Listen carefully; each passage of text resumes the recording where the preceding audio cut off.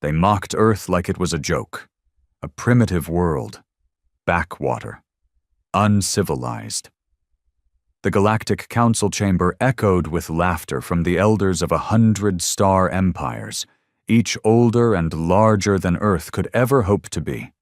Or so they believed. Earth had only joined the Council 5 years ago. 5 short, painful years. In that time, humanity had been tested, taxed, and tricked, their proposals denied, their technologies ridiculed, their ambassadors ignored. To most of the galaxy, Earth was a child stumbling into a game of gods.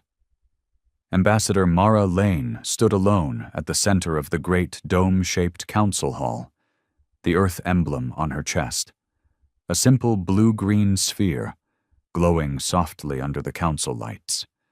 She didn't flinch as the laughter grew louder. She didn't blink as one of the representatives, a bloated, worm-like creature from the Zentari Union, wheezed through a translator box. Perhaps Earthlings should return to their caves and sticks, leave space to the evolved. More laughter, even from allies who had once promised support. Mara took a slow breath. She scanned the sea of alien faces, the floating delegates, the voice boxes, the scent-based communicators. She knew the game they were playing. What they didn't know was that Earth had stopped playing it months ago. She stepped forward and tapped her communicator. Her voice came through crystal clear, silencing the room. "We thank the Council for its honesty," she said flatly, without emotion. "It has helped humanity understand our place among the stars." "Which is beneath us," sneered an insectoid from the Krell Dominion, its mandibles clacking in amusement. Mara smiled faintly. "Actually, it helped us realize we don't belong here at all." That got their attention. Whispers, quick translations, some confusion. Mara continued, "Earth is withdrawing from the Galactic Council, effective immediately." "Is this a joke?" the High Speaker of the Council asked, his 3 eyes narrowing. "You can't just leave. You're bound by the Treaty of Mutual Progress." "We never signed it," Mara said. "We were pressured, manipulated. Our signatures were forged by diplomatic AIs you designed. We uncovered it all." Silence now. Cold. Thick. Tense. "We've also noticed something," she went on, her voice growing colder. "Every time we introduced a new technology or concept, it was mysteriously banned a week later. But then someone else, one of the elder species, would use it freely. Curious, isn't it?" Several delegates shifted uncomfortably. The Zentari worm blinked rapidly. "So we stopped sharing," Mara said, "months ago." The silence deepened. "Then what is the purpose of this tantrum?" the High Speaker asked, his voice sharp. "This isn't a tantrum," Mara said. "It's a farewell." And with that, she turned and walked out. Less than an hour later, across over 200 sectors, every Earth ship, military, diplomatic, research, cargo, vanished, simply disappeared. No warp signatures, no trails, no traces. One moment they were in known space, the next, gone. The Council panicked, scouts were dispatched, surveillance drones combed every system Earth was known to operate in. Embassies were found abandoned, scrubbed clean. No data, no AI, not even a used coffee mug.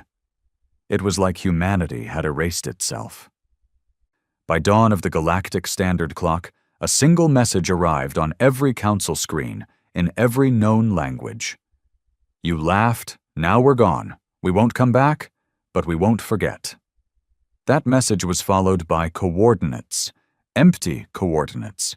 A message in binary left only one line of readable text. "Don't follow." But of course, someone did. And that's when the real story began. 3 days after Earth vanished, fear settled like a thick fog over the Galactic Council. There hadn't been silence like this in centuries. The kind of silence that wasn't peace, but dread. Earth had always been underestimated. A small blue dot at the edge of a mid-tier spiral galaxy, crawling up the tech ladder far behind the rest. And yet, in less than a generation, humans had caught up. And now they were gone. Not destroyed, not defeated.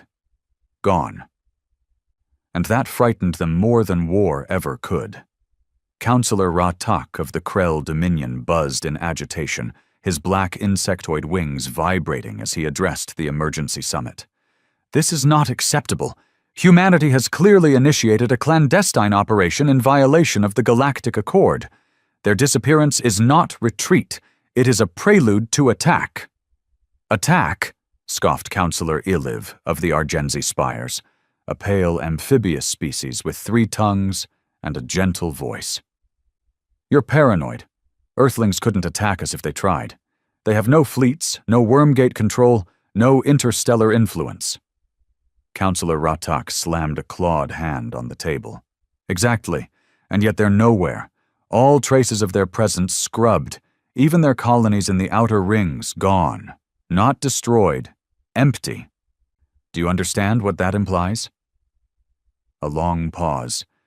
The room felt heavy. They have developed something, Ra-Tak hissed. Something we didn't expect. That was the fear none of them wanted to voice. For decades, the Council had monitored Earth like a zoo exhibit. A few mentors assigned to them, mostly low-effort engagements. Trade offers given only after extracting everything useful from their tech. Any signs of human advancement were intervened by bureaucratic sabotage. Red tape, taxes, legal labyrinths, all in the name of galactic safety. Truth was, they feared humanity's unpredictability. Humans didn't think like the rest. They were too emotional, too curious, too desperate to prove themselves. And now, too quiet. An emergency intelligence briefing confirmed the Council's worst suspicions. Humanity hadn't gone dark overnight. They'd been preparing for this moment for years. It began with the Great Data Exodus, quiet transmissions of civilian data, research, literature, and biological logs into encrypted quantum packets, routed off-grid. Next came Project Mothlight, where several known AI cores tied to Earth's defense systems simply went missing. Faked malfunctions, blamed on solar flares. At the time, no one cared. Now those events felt like a chain reaction that had been building in the shadows. Then came the discovery that made even the High Speaker lean back in his throne, eyes wide with horror. Earth itself was gone. The planet still orbited the sun. The atmosphere still glowed blue. But sensors confirmed the entire surface infrastructure, cities, outposts, satellites, was missing. Scans couldn't penetrate the crust. Probes disappeared within seconds of entering orbit. A strange new field covered the Earth. Not a shield, not a cloak. Something different, something never seen before. They called it the Silence Field. The High Speaker stared at the rotating hologram of Earth, mouth dry. They buried themselves? No, whispered Mara Lane, now sitting quietly beside the Council's Science Corps, no longer an ambassador, but an observer Earth had left behind. They transcended. The Council turned to her, startled. You stayed, Ra-Tak demanded. You didn't go with your species? I wasn't invited, she said quietly. Why? Iliv asked. She smiled sadly. Because I told them not to give up. I told them diplomacy would work, that the Council would listen. Another pause. That pain in her voice. It was real, and that made what came next even worse. They realized the Council never wanted us as equals, just as tools, as pawns, as threats to be managed. So they left. Ra-Tak sneered. No species can just leave the galaxy. They didn't leave the galaxy, Mara said. They left this version of it. No one spoke. They developed something in secret, a fold drive, not warp, not slipstream, something else, a way to unmap themselves from this layer of reality. Impossible, Iliv croaked. That violates base physics. And yet, she said, nodding towards the Earth hologram. There it is. Silence again. The first probe sent toward Earth was a Scout-class drone from the Sarathi Accord, equipped with stealth cloaking and quantum relays. It vanished 10 seconds after entering orbit. No signal, no trace. The second was larger, a fully manned research vessel. 60 scientists, 2 AI cores, and defensive escorts. They transmitted exactly one message before disappearing. It's not a shield, it's not space, it's a decision. That was the last anyone heard from them.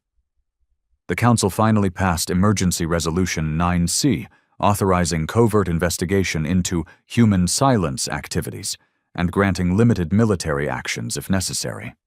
They didn't understand they were already too late. That night, in the spiral arm closest to Earth's region, a Krell mining fleet vanished. 12 ships, gone. The only clue was a repeating signal left behind. You took from us in silence, now we return it. Then a transmission, not from the fleet, but from deep space. A human voice, calm, cold. Stop looking. Council intelligence panicked. They had assumed humanity would go quietly. They hadn't. And then, the most terrifying event occurred. The Council homeworld, Argelis Prime, was visited. Not attacked. Not invaded. Visited. It began as a glitch in their planetary defense grid, a flicker, a blip. And then, across the night sky, thousands of points of light appeared. Humanoid silhouettes, metallic and massive, drifting slowly in low orbit. No heat signatures, no propulsion trails, just presence. And then every screen, every device, every neural link across the planet blinked, showing the same image. A man, human, middle-aged, pale eyes, no rank insignia, no background.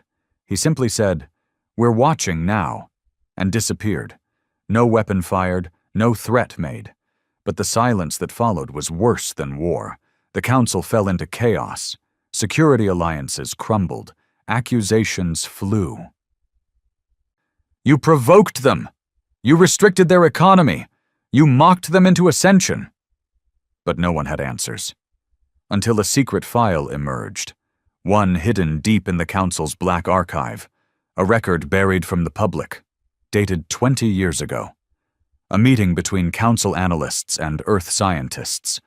The transcript was chilling. Analyst. But surely, Ambassador Lane, humanity doesn't believe it can outrun the laws of the galaxy? Mara Lane. No, we don't want to outrun them. We want to rewrite them. Analyst. That's impossible. Lane. That's what you said about fire. Steel, flight, AI, telepathy, timefold. Every step of progress was impossible, until we did it. Analyst. You'd threaten the balance of the galaxy. Lane. Maybe the balance needs to be threatened. That conversation had been dismissed at the time. But now it sounded prophetic. The Council realized something they hadn't dared imagine. Humanity didn't leave because it was weak. It left because it had become something stronger than the Council could understand. Mara, still silent among them, stood to leave. You should stop looking, she said, her voice tired. They won't come back the way you expect, if at all. You mocked them for being emotional, unstable. But it was your cruelty that forged them, your arrogance that shaped them. You didn't just wake a sleeping giant, you cornered it. Then why didn't they attack? Ratak hissed.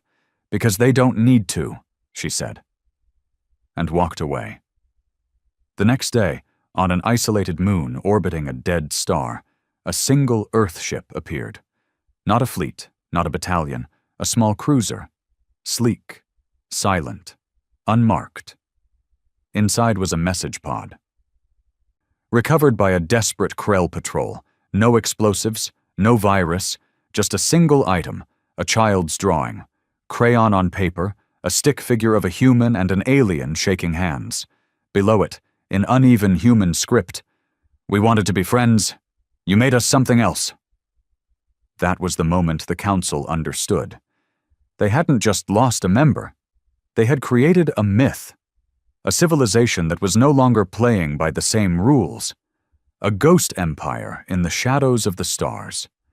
A fleet that didn't need to fire a single shot to make the galaxy tremble. Humanity was gone. And yet, everywhere. For a long time, the council obeyed the warning. Don't follow. But rules never lasted in fear-struck governments. Obedience turned to paranoia, and eventually, desperation pushed someone to break the silence. Captain Drev Kaller of the Virex Ascendancy wasn't a diplomat. He wasn't even a politician. He was a soldier, a former war hero, now relegated to patrolling dead sectors for anomalies and illegal mining. The job bored him. He craved legacy, and when he saw the forbidden coordinates left behind by the humans, he didn't see danger. He saw opportunity. "This is our chance to understand what they did," he told his crew, gathered in the silent command bay of the Vindicator-class warship, VSS Ecliptor. They left behind an opening, a mystery. Whatever they've become, they're not gods. They bleed like us. His crew hesitated.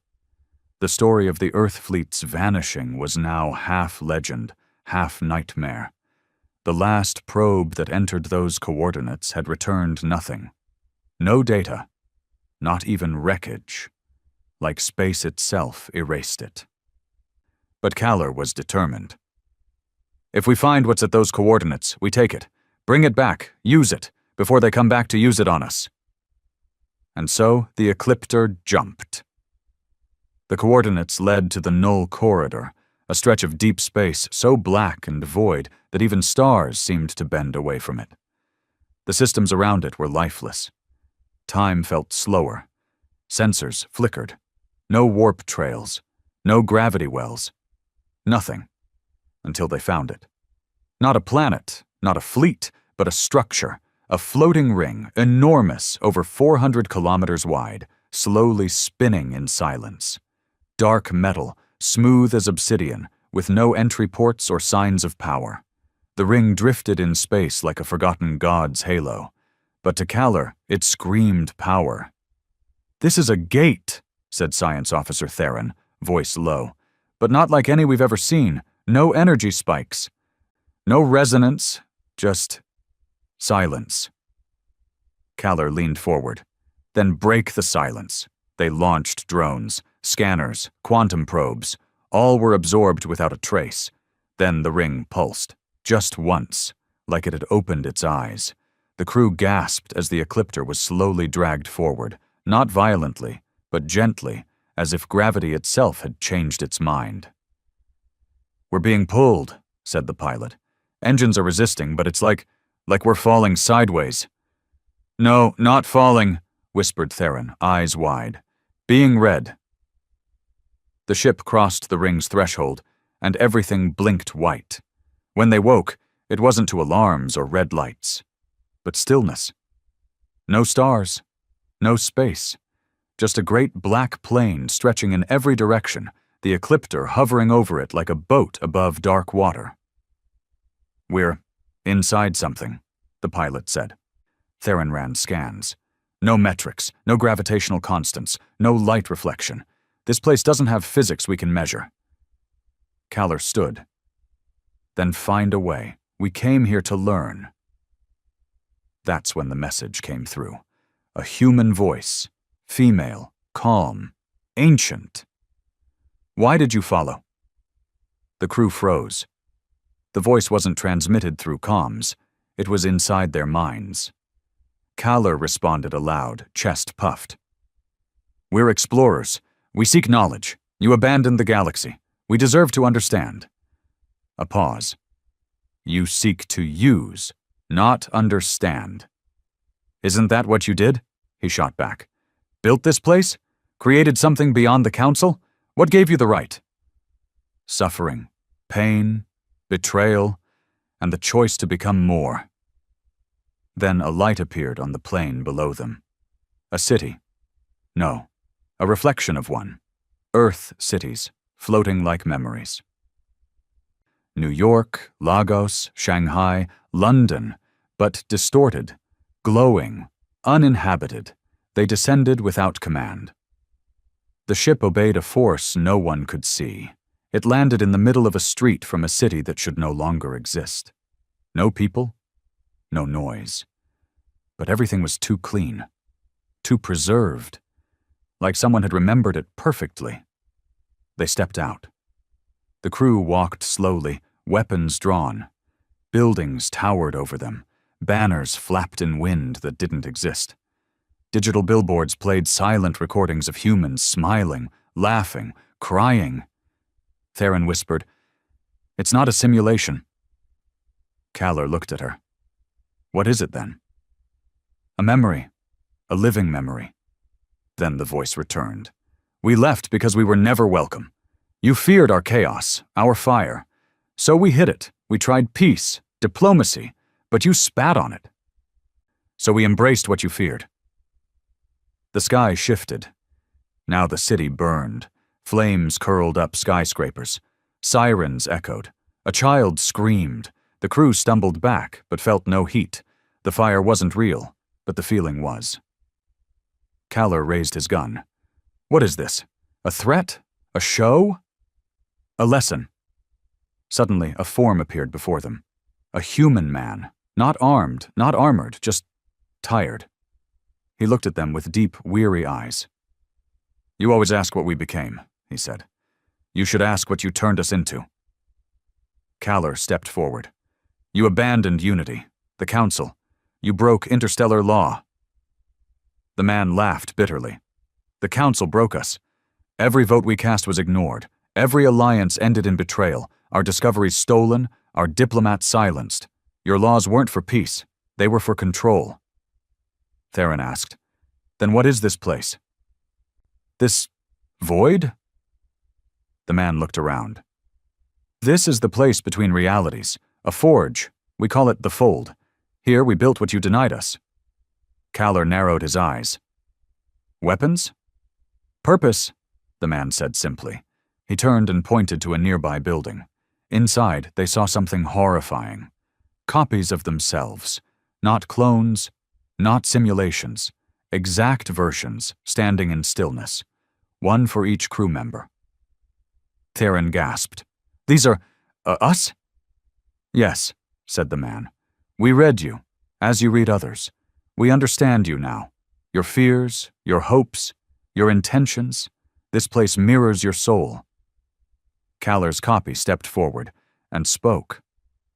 "I want to dominate them." Kaller's real face twisted. "What is this? Lies!" But Theron's copy stepped forward too. "I wanted to learn, but I feared what we'd find." Each crew member was faced with their mirrored self, revealing truths even they hadn't spoken aloud. It shattered something inside them. "This is how you decide?" Kaller snapped. "With tricks? With illusions?" The man stepped closer. "No, this is how you decide. We only gave you a mirror." Theron dropped to her knees. "We never wanted war." "We did," whispered her mirror. "You feared they'd be better." Kaller looked around, jaw clenched. "We're not afraid of you." The man's eyes turned sad. "Then why did you come armed?" No answer. The ground began to ripple. The mirror versions faded. The man turned to them one last time.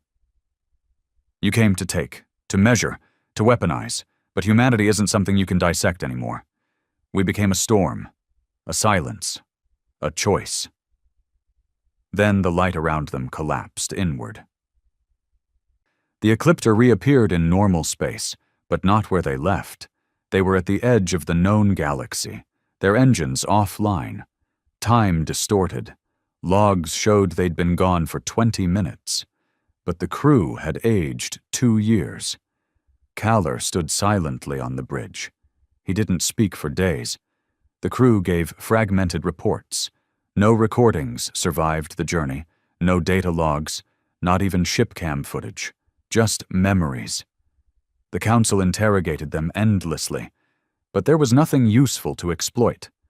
Only one message remained, etched into the Ecliptor's hull. We were the fire you refused, so we became the dark that watches. Whispers turned to rumors turned to fear, and fear, across the Galactic Council, became revolution. It began quietly, as all revolutions do. On the planet Thessar 9, home to a species called the Zeraki, a minor mining civilization under the so-called protection of the Virex ascendancy, miners found a strange black box buried under layers of rock. Inside was no ore, no tech, just a message in perfectly translated Zeraki script. They told you we were weak, but the weak adapt. At first, the overseers dismissed it as a prank, until the mining gear stopped working, until the Zeraki refused to report for shifts, until the AI systems, long locked by Virex code, suddenly rebooted under Zeraki control. Then, across the planet, something turned on. A satellite array, once part of a human survey mission years ago, rose from the sands and broadcasted a signal across all Zeraki devices. A single phrase pulsed across the sky in their language, glowing above the capital. Humanity never left. It simply stopped asking for permission. Within 3 days, Thessar 9 declared independence, and no one, not even the mighty Virex fleet orbiting above, dared retaliate. Because 1 hour before the declaration, every Virex ship in the system went blind. Comms jammed, power flickered, navigation failed. They were left drifting in silence for 15 terrifying minutes, just enough time for fear to root deep in the officers' minds. And then, everything turned back on. With one warning on their fleet dashboards: touch them, and we touch you. After Thessar 9, other systems followed. Not in war, but in awakening. Planets that had been silenced, exploited, taxed, or politically strangled by the Council's web of power suddenly found old human devices reactivating. Stealth caches, abandoned outposts, encrypted libraries. As if Earth had planted seeds before leaving, and now those seeds were blooming. The Sirens, a telepathic species enslaved for centuries by the Argenzi spires, discovered ancient neural shielding tech in an old Earth medical facility. Within days, their masters could no longer control them. The Sirens burned their chains and fled into deep space. Their escape was aided by a ship. No markings. But when it vanished into fold space, the Argenzi flagged one detail, a faint emblem etched into its hull. A blue-green sphere. Earth. Inside the Galactic Council, chaos festered. The High Speaker's voice had grown hoarse over the past weeks, speaking into endless emergency sessions that achieved nothing but noise. "They're spreading rebellion," he snarled to the council chamber. "Not through war, but through ideas. They're poisoning loyalty. Undermining our authority." Councillor Iliv, once soft-spoken, now sounded exhausted. "Or maybe we're seeing the result of centuries of control. Maybe we were wrong."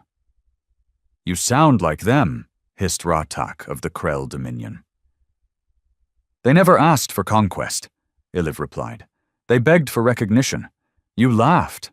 I laughed. Now the stars are burning in silence." The room fell into a bitter, crackling quiet. Even the Council's vaunted information divisions were struggling.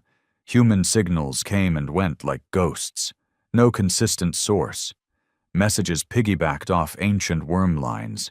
Images showed unidentified human ships escorting rebel vessels through unmapped slipstreams. But the most terrifying change? Humanity no longer spoke.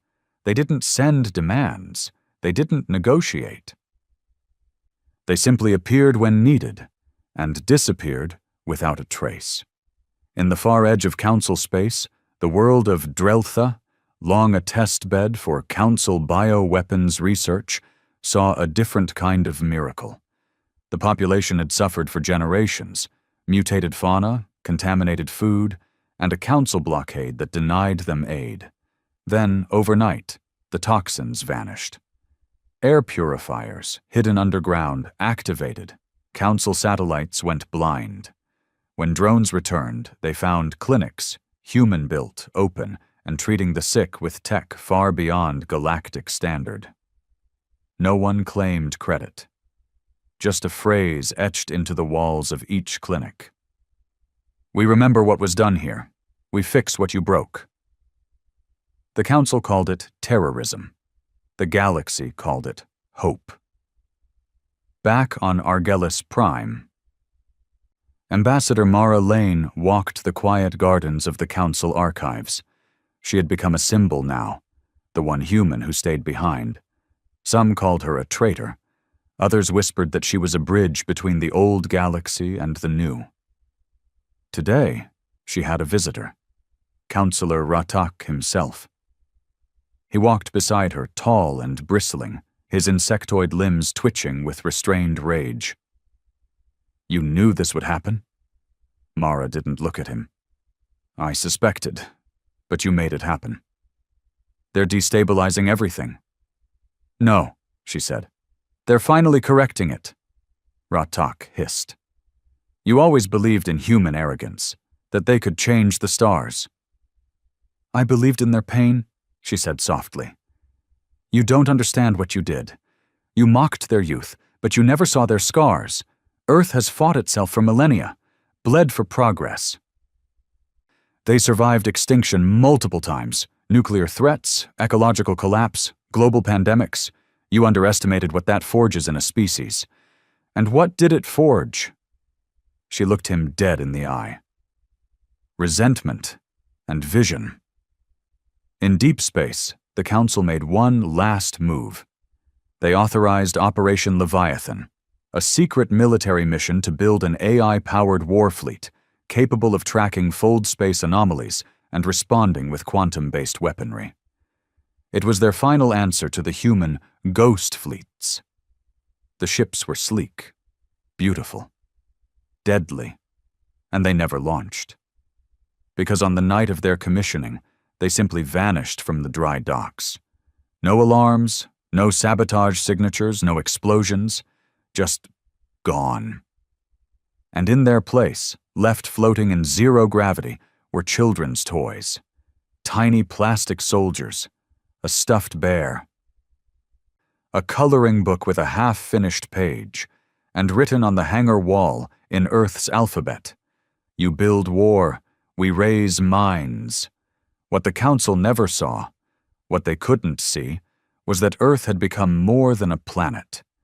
It had become an idea, a network, a movement of minds, AI, outcasts, scientists, and soldiers who had shed their flags and built something new in the folds of space itself. Something not governed by treaties or borders, but by one shared truth. Never again would humanity beg for a seat at someone else's table. They built their own, and others started joining. The Sirens, the Jiraki, even some of the younger Krell generations, who questioned why their species fought so hard to control a galaxy that gave them nothing but orders.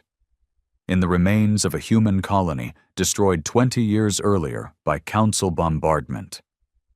Something rose from the ashes, a spire of black stone, taller than any building, covered in unknown symbols. The Council sent a recon team. What they found inside shook them to their cores. A library, not of books, but of memories. Inside the spire were recorded thoughts. Pain, joy, betrayal, hope, all uploaded from human consciousnesses long ago. Civilians, children, scientists, soldiers. The Council had deleted their records, tried to erase the tragedy. But Earth remembered. Now everyone could see it. The screams, the betrayals, the Council lies. It wasn't just a message, it was evidence, broadcasted across neutral space, and with it came a new phrase, burned into the minds of billions. They erased us, so we became unforgettable. The galaxy was splitting. On one side, the old council, wounded, paranoid, divided. On the other, the Foldborn, as some began calling them, those touched or aided by the silent human fleet, slowly building something beyond politics or conquest. Some called it a rebellion, some called it evolution. Either way, the stars were shifting, back on the outer edge of human space, or what had once been charted as such. A single transmission slipped past every known firewall, scramble net, and jamming barrier. A message. No voice, just a screen with white text. From Earth. We will never return to the table you poisoned. We built our own. We're inviting those who know what it means to be silenced. Not to war, but to purpose. Counselor Velia Tarn had spent her entire adult life inside the chambers of power. She had argued over trade laws, voted on planetary sanctions, and even helped write the legislation that once labeled humanity a probationary species unfit for leadership. She had thought she was protecting the balance of the galaxy, ensuring peace. But now, sitting alone in her office, high above the storm-washed skyline of Argellis Prime, Velia couldn't shake the feeling that she'd spent her life defending a lie. The rebellion wasn't coming in fleets. It was coming in truth. And it was winning. Every day, more systems slipped through the Council's fingers. Not through conquest, not through violence, but through something far more dangerous. Choice. They were choosing Earth, not the Earth of old, not the begging diplomats, or the ignored emissaries, or the mocked inventors. No, they were choosing the Earth that had vanished, and then returned as a myth wrapped in silence and strength. They were choosing what Earth had become, and Velia, she couldn't look away anymore. She pulled up the restricted archives, the same ones she'd voted to classify a decade earlier. Footage of Earth's ambassadors being shouted down. Technical proposals tossed aside with laughter. Trade requests stalled in procedural loops until they expired. She remembered Ambassador Mara Lane. So calm, so composed. She had warned them. Velia had voted against her. And then Earth had left. Now Velia couldn't sleep. Not since she saw the spire on the burnt-out colony. Not since she watched a Jaraki child smile in front of a human-built hospital, raising a flag with no nation behind it, just that same blue-green sphere. The Council called it propaganda, but Velia saw hope in it. That terrified her more than anything else. She didn't tell anyone about the message that arrived in her personal comms 3 nights ago. No source, no encryption key, just one line. You watched it happen. Now come see what came of it. Attached. A set of coordinates. Not council space, not even mapped.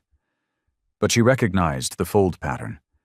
She'd seen it once during the Leviathan project briefings. It was human. She sat with the coordinates for days, staring, arguing with herself. She had power, influence, comfort. But for what? To hold together a crumbling council that silenced voices, hoarded knowledge, and called it peace? She made her choice. Velia left her post under the cover of a diplomatic retreat. Her ship, a sleek Argenzi-class cruiser retrofitted with stealth drives, was technically untraceable. But she knew the Council would know she was gone within a day. Maybe hours. She didn't care. She punched in the coordinates and disappeared into the fold. The journey felt like nothing she'd ever experienced. It wasn't warp. It wasn't slipstream. It was like falling inward, like her mind was unspooling and reweaving itself as the ship twisted through geometry that made no physical sense. When she emerged, space looked the same, but she felt different. And before her floated it. A city in space, not a station, not a fleet. A city, built inside a massive ring orbiting a dead white star. The structure seemed to breathe, alive with soft light and slow pulses of energy. Ships of every design docked in harmony, organic vessels from the Sirens, old Terran cruisers, even reprogrammed council freighters. They had built a home out of pieces no one wanted, and it was thriving. Velia's ship was intercepted by 3 vessels. They didn't hail her, didn't fire, just escorted her, silently, to a dock shaped like a petal. She stepped out alone. Waiting for her was a woman, human, wearing a uniform with no rank, just a single emblem stitched over her chest, the Earth sphere, ringed by symbols from dozens of species. "Counselor Velia Tarn," the woman said with a calm voice. "Welcome to the fold." Velia stared. "You know me?" "We know who watches," she replied. "You didn't fight us. You tried to understand. And then, you listened." Velia followed her through wide walkways, lit by natural skylights that reflected real sunlight, generated by a small artificial star at the heart of the station. The air smelled clean, not synthetic, like Earth. Children ran through the walkways, not just human, Zeraki, Siren. Even a young Krelling chasing a mechanical bird. It felt peaceful, real, and yet nothing like the council had taught her. No hierarchy, no banners, no propaganda, just people building something. "Why me?" Velia asked quietly. "Because we don't want revenge," the woman said. "We want witnesses." They entered the central chamber. Not a war room, not a command center, a library, circular with floating platforms and neural link pods. All open, all free, and in the center, a fold beacon, an ancient-looking spire humming with soft blue light.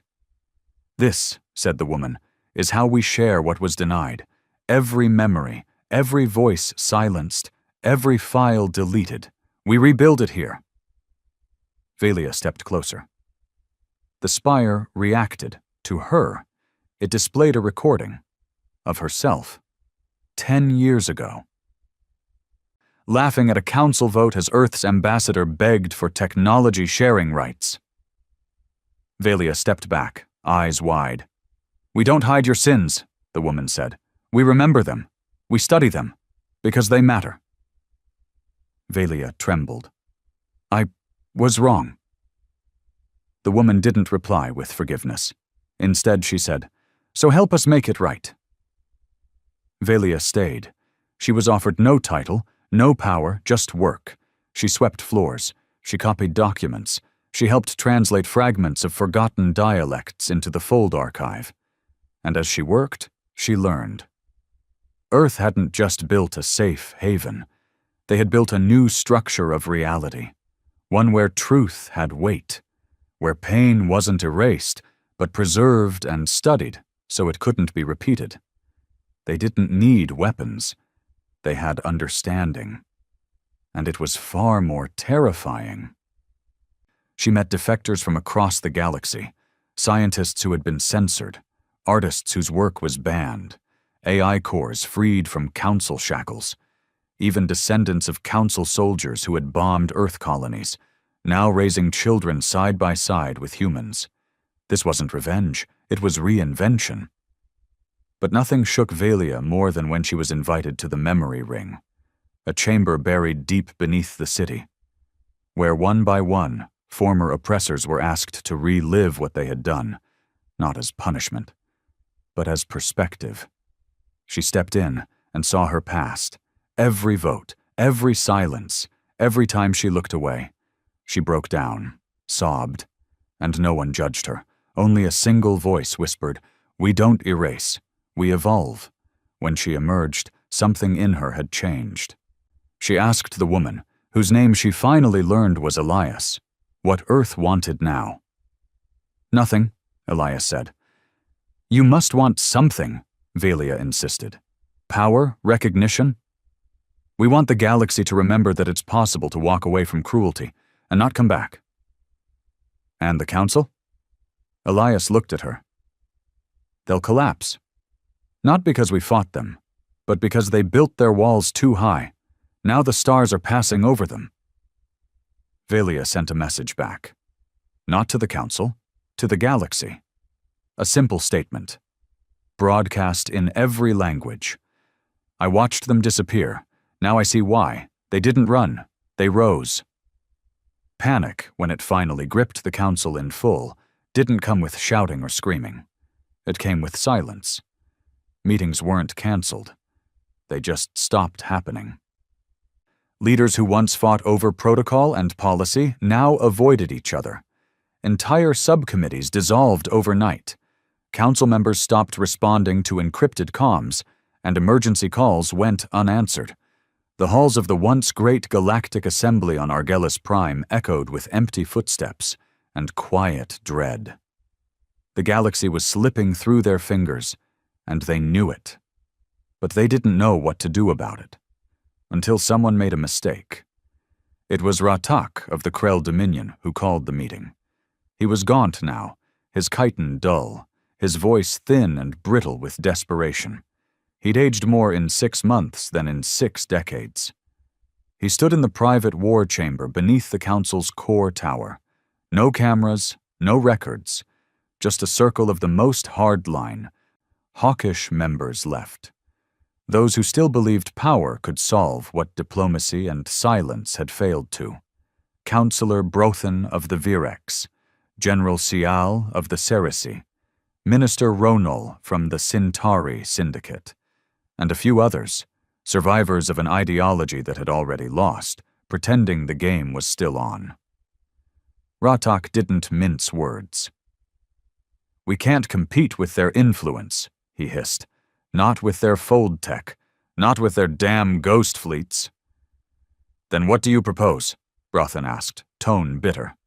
"Surrender?" "No," Ratak said, antennae twitching.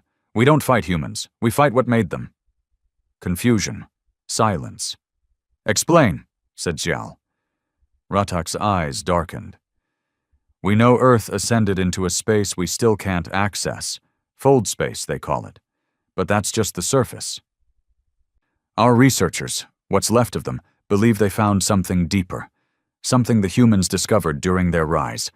Something that helped them break out." Ronol leaned forward. "You mean a weapon?" "No," Ratak said. "I mean a presence. Something buried in their history. Older than the Council. Older than Earth's own recorded time. Something that answered them when the galaxy turned its back." The others shifted uncomfortably. "We've dismissed Earth's early beliefs as myths. Gods, spirits, forces of nature. But what if one of them wasn't a myth? What if something real heard them screaming in the dark?" Brothan scoffed. "You want to fight a ghost story?" "I want to control it," Ratak snapped, and then he presented the final card. A signal, barely translated. Ancient code. Pulled from an illegal black site research lab buried beneath the old Terran colony of Luna 3. The lab had been silent for decades, until recently. It had sent one pulse, 3 words in Terran Latin, ex tenebris lux. From the darkness, light. Accompanied by something else, coordinates that didn't lead to any known fold stream or stellar map. Coordinates pointing to a dead system near the galactic core, an area even humans had never claimed. Brothan paled. "You want us to go there?" "We don't have a choice," Ratak said, voice shaking with certainty. "Humanity changed after they touched this. We've seen the pattern. It wasn't just tech, it was awakening.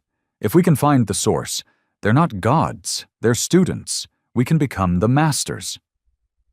And so began Project Seraphim, a black operation launched in total secrecy. Only 12 knew. Only one ship was built for the mission. The VSS Rapture. Sleek, black, and armed with every forbidden technology the Council had hoarded over centuries. Fold-inverted hull plating, dimensional stabilizers, AI-manned subsystems that had been banned for fear of sentience, a crew of 50, all volunteers, All sworn to silence, they launched without announcement, vanished into a route no one dared map, toward the unmarked system at the center of everything. The Rapture's journey was quiet at first. Just space, then not space. As they reached the coordinates, instruments failed. Time stretched. Some crew began to whisper of dreams, shared dreams, ones they couldn't explain. They saw shapes in the dark, not ships, not structures, ideas, things that flickered in the edges of perception. Things that felt like they were watching back. Then they saw it. Not a planet, not a station, a monolith, floating in the void, untouched by gravity or time, darker than space itself, but alive with movement that made no logical sense. It seemed to pulse in a rhythm the crew couldn't hear, but could feel in their bones. Commander Estall, leading the Rapture, gave the order. They approached, and the closer they came, the more wrong things became. The crew began to speak in languages they'd never learned. 2 officers had matching visions, a human child holding hands with a being of light and shadow. The AI refused to process any closer readings. It began to recite poetry from dead civilizations. Estall insisted they continue. When they came within a kilometer, a surge of light erupted from the monolith, and they saw it. Not with their eyes, but with their minds, a presence, not alive, not dead, an intelligence beyond language, beyond time. It showed them Earth, not the Earth of soil and oceans, but the idea of Earth, a world that screamed in pain for centuries and kept standing. A race that kept going when logic said stop. A species that believed in something greater, even when beaten into the ground. And it showed them something else. What they had done. The Council's lies. The suppression. The control. It didn't rage. It didn't accuse. It simply remembered. And then it offered a choice. Become more, or become forgotten. Estall reached out, and the monolith responded, not with power, with clarity. The crew fell into unconsciousness. And when they woke, the Rapture was gone. Floating debris, silent. Burnt-out hull fragments spinning through dark space. All systems fried, and at the center of the wreckage, a survivor, Commander Estall, his body intact, but his eyes glowing, not with fire, with knowledge. He said only one thing when recovered weeks later, drifting alone in a stasis pod by a Foldborn scout patrol. They didn't ascend. They were invited. The message hit the Council like a thunderstrike. The project had failed. But worse, the Foldborn had intercepted it. The Council could no longer deny it. Humanity had touched something they couldn't understand.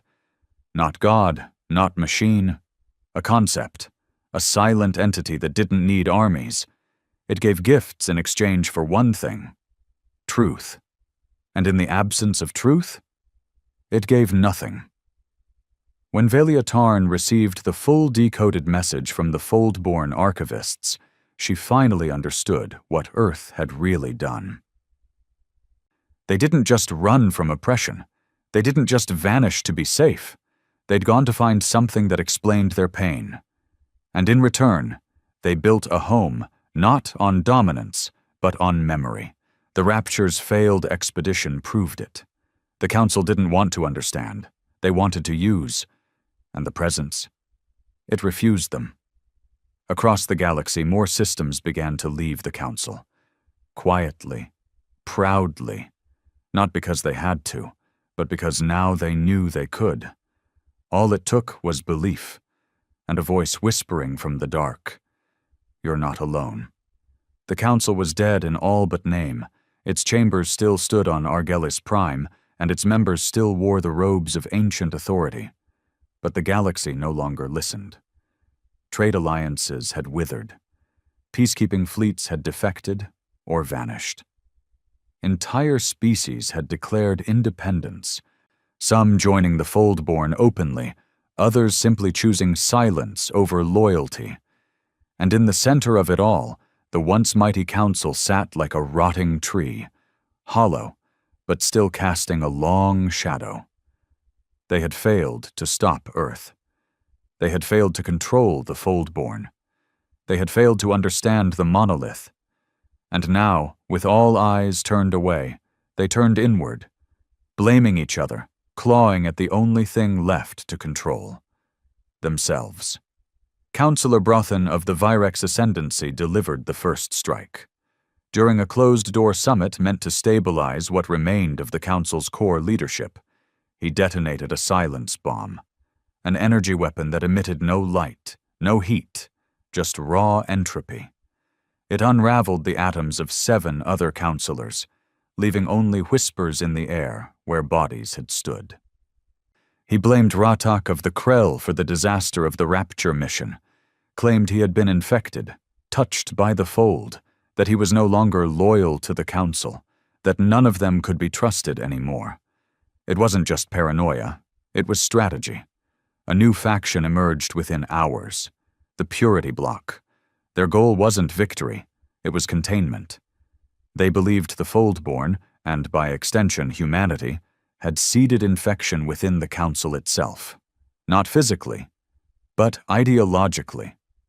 Any councillor who questioned old doctrine was a threat. Any species seeking neutrality was a traitor. The Purity Bloc declared emergency control over all Council assets. AI networks were purged, civilian data lines were rerouted, black site prisons reopened. Within days, dozens of non-human workers and aides vanished from Argelis Prime. Just gone. Councillor Velia Tarn, still operating from within the Foldborn network, received the first intercepted message while reading to a group of orphaned Jiraki children in the Echo Dome.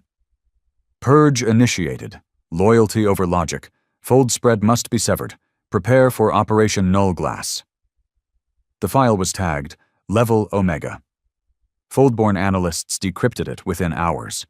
It wasn't a tactical plan. It was a doctrine, a list. Thousands of names: councillors, activists, scientists, journalists, civilian leaders, sympathizers, marked for termination, Foldborn allies. Velia stood up from the reading circle, her hands shaking. "They're not going after us," she said quietly to Elias, who stood behind her in the soft glow of the library dome. "They're going after everyone who believes in us." Operation Null Glass was more than a purge. It was reclamation by fear. Council sleeper agents began triggering chaos across neutral systems: infrastructure failures, rogue AI activations, bioengineered outbreaks. Then came the assassinations, key figures in fragile peace talks, Foldborn liaisons, and planetary governors all taken out in precision strikes. And always the message left behind: trust is treason. The Council couldn't beat the Foldborn with ships, so they turned the galaxy against itself. And for a time, it worked. In the Ikora system, where a Foldborn-supported colony had just held its first democratic election, a single Council-engineered virus crashed their entire memory grid. Years of cultural archives were lost. Centuries of identity wiped in hours. The population collapsed into panic. In the Krell border sectors, where young rebels had begun defecting to the Foldborn cause, a synthetic terror broadcast was triggered, showing falsified footage of human ships vaporizing refugee vessels. The Krell elders believed it. They called it proof, and launched a counter-rebellion against their own youth. The galaxy had been awakening. Now it began to close its eyes again, not by choice, but by force. Back in the Fold, the Council's strategy was clear. They couldn't destroy the truth, but they could make it hurt to remember. Elias stood at the helm of the Foldborn command network, watching thousands of reports spill across the interface. Attacks, lies, losses. And then she saw it. A signal from the outskirts of the Siren expanse. An entire moon had gone dark. No Foldborn ships nearby. No military presence. Just a school. She opened the file and felt her chest tighten. The moon had been home to the Rivy School of Memory, a place where children from across the galaxy came to learn not just science or history, but empathy. It was gone. Burned. Not by accident. By a Council strike drone using pre-fold missile tech.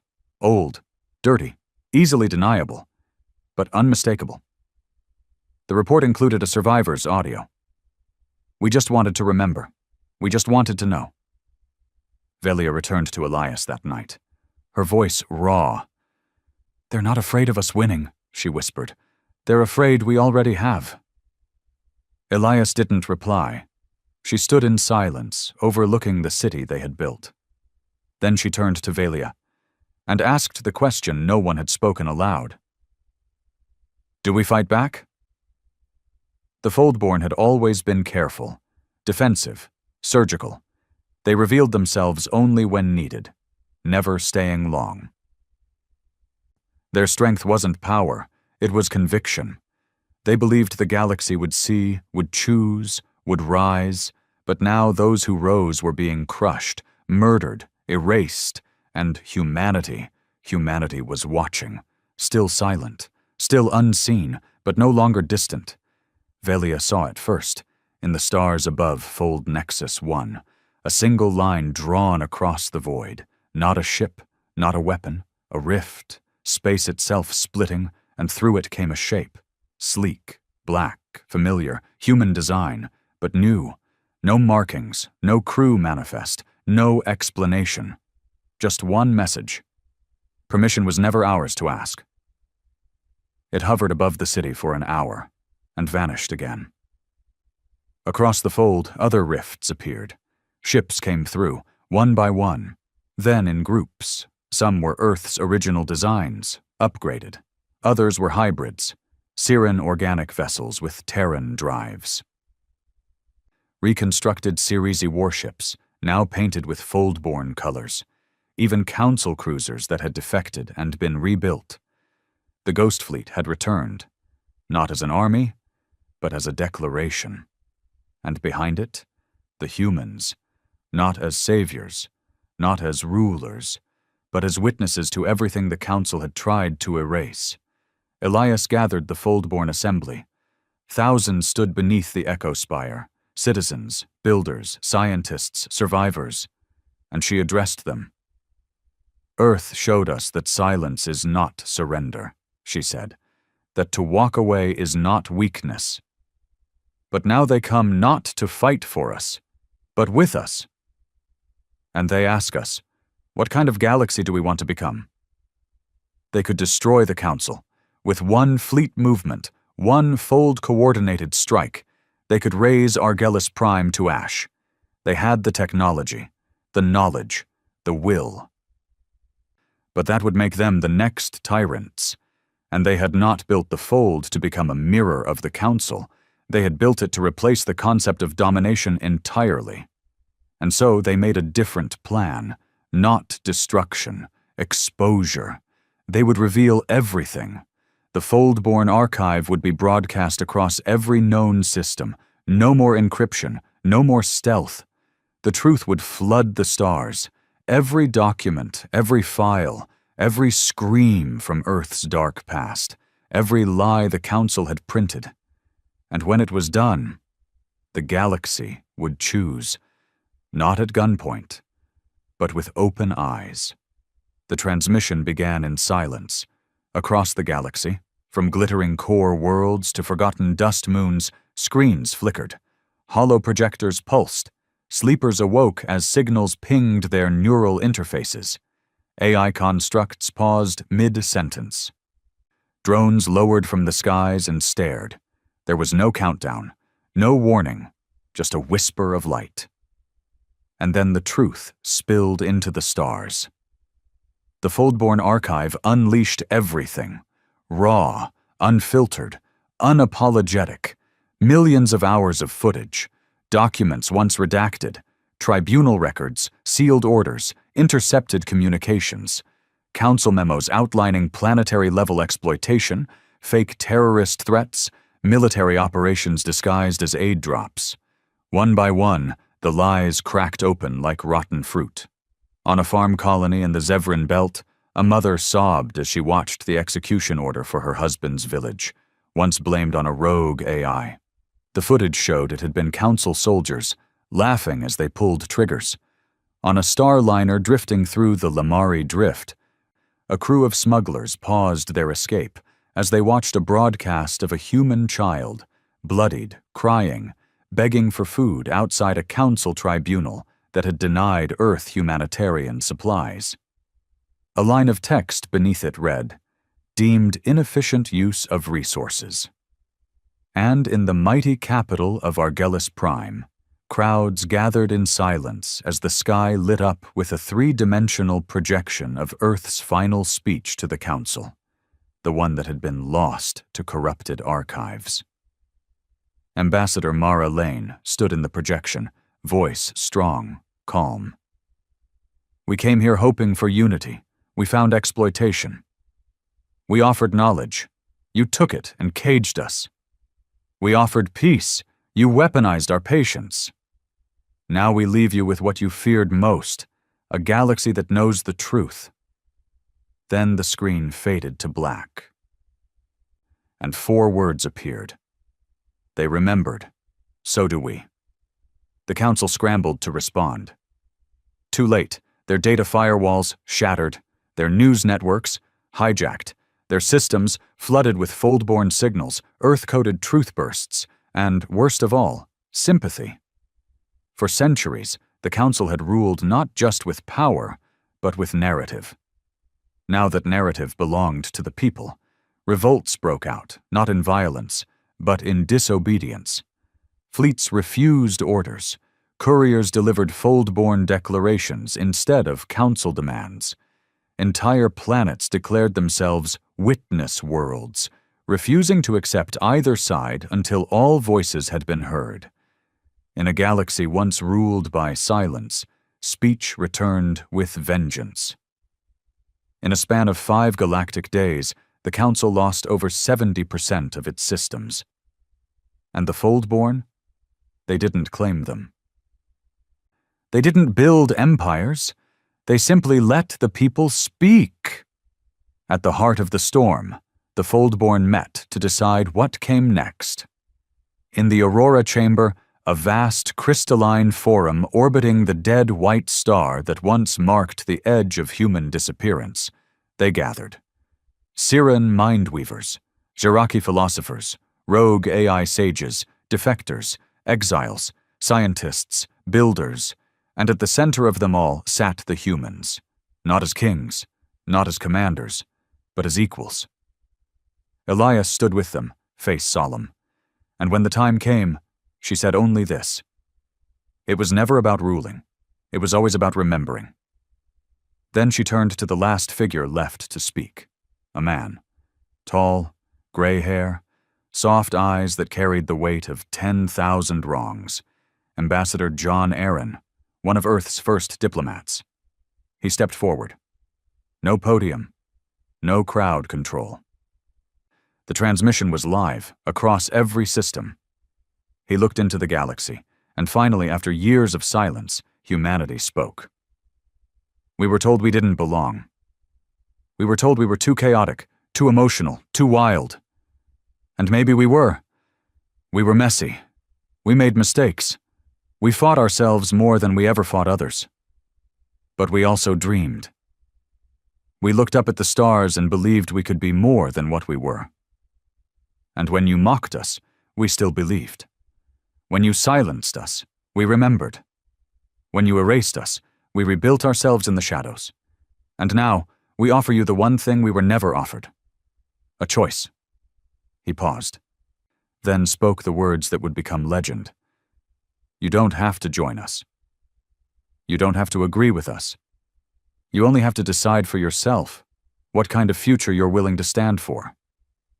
Then the screen faded. The galaxy held its breath.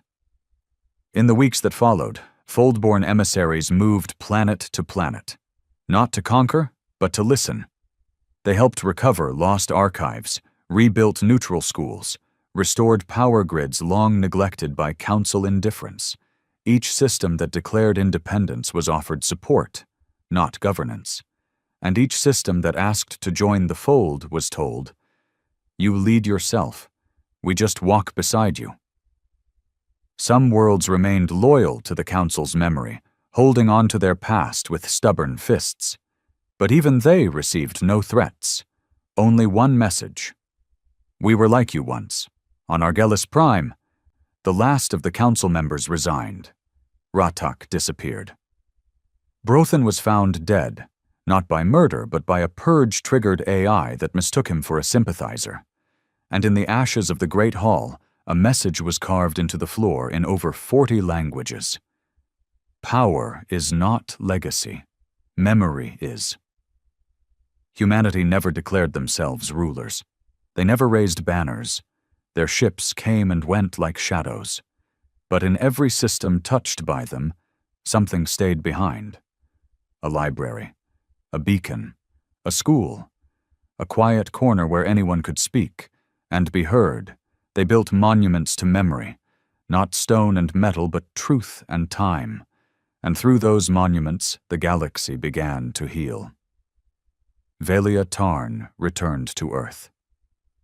It looked different now, not just physically, but spiritually.